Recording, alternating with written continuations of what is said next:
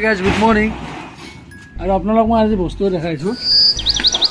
আমাৰ মানে যে পইচা পাতি নোহোৱা লাগি তাত বস্তু বিকি আছে ঘৰৰ টিং চিং চব বিক্ৰী হৈ যায় দিব আমাৰ মালিক হয় মাই এইবিলাক ভাঙা চিৰাৰ মালিক মাই যিমান বস্তু আছে চব মালিক আৰু আমাৰ এইকেইটা আপোনালোকে দেখিছে আমাৰ খুবেই আমাৰ দুখৰ কথা মানে আজি পইচা পাতি একদম নাই। তাৰ কাৰণে আজি আমি ব্যৱস্থা লৈছোঁ ঘৰত যিমান পুৰণা বস্তু